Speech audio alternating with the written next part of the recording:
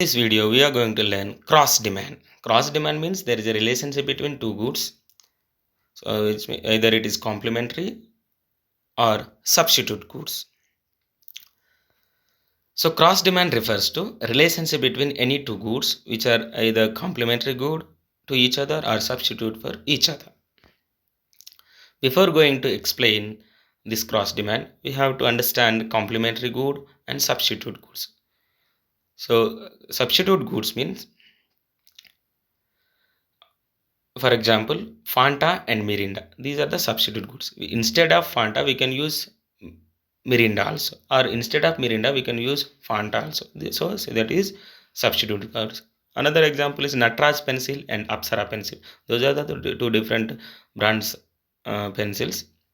We can use instead of Natraj pencil Apsara. You can use the Apsara pencil also. So these are the substitute examples.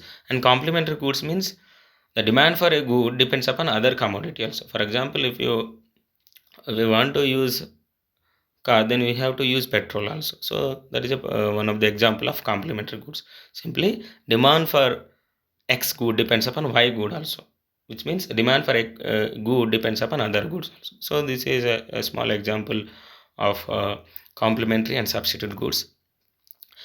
This cross demand indicates the quantity demand for a good when price of its substitutes and complementary changes. So the functional relationship in price of one commodity and quantity demand for another commodity is called what? Cross demand.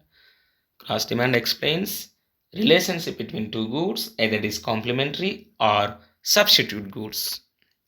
So whereas a demand cross demand function shows dx is equals to function of py, whereas dx stands for uh, demand for X commodity, and F stands for functional relationship, and P stands for price of other goods, either it is complementary good or substitute goods. So let me see if it is substitute goods. Substitute goods are those goods which satisfy the same want. Okay. For example, tea and coffee, Pepsi and Coca-Cola, Fanta and Mirinda, all these are substitute goods examples. Okay.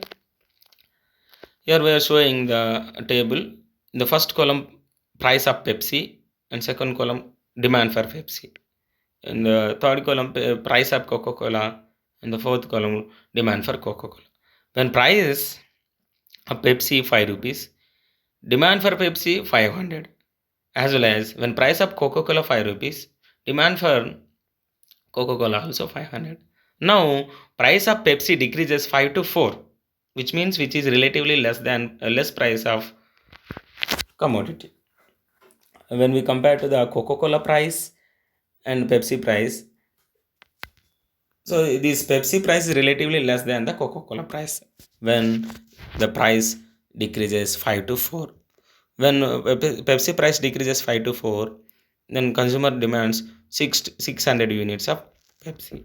But when price remains constant, Coca-Cola commodity price remains price is 5 rupees, then quantity demand decreases 500 to 400, which means the consumers shift towards purchasing uh, more units of Pepsi. Why? Because this is somewhat less priced good than the Coca-Cola price. So based on this diagram, we can draw the diagrammatical explanation also. So if two goods are close substitute, they will satisfy the same want. Hence, in case of substitute, the demand curve is positively sloped. Okay. So this is substitute good demand curve. We know along the x-axis quantity demand for Pepsi, and along the y-axis price of Coca-Cola. Okay. When price of Coca-Cola is OP, then quantity demand for Pepsi is OQ. Now Coca-Cola price increases OP to OP1, then quantity demand for Pepsi increases OQ to OQ1. Simply we can say when price of Coca-Cola increases, The Pepsi price is relatively less than the Coca-Cola price. Hence, the consumer purchases more units of Pepsi instead of purchasing Coca-Cola. Then the demand curve shown like left to right upward slopes. Left to right upward slopes. So this is a positive relationship. Left to right upward slope or positively sloped demand curve. Let me see if it is complementary good. Complementary good means those goods which satisfy same want jointly.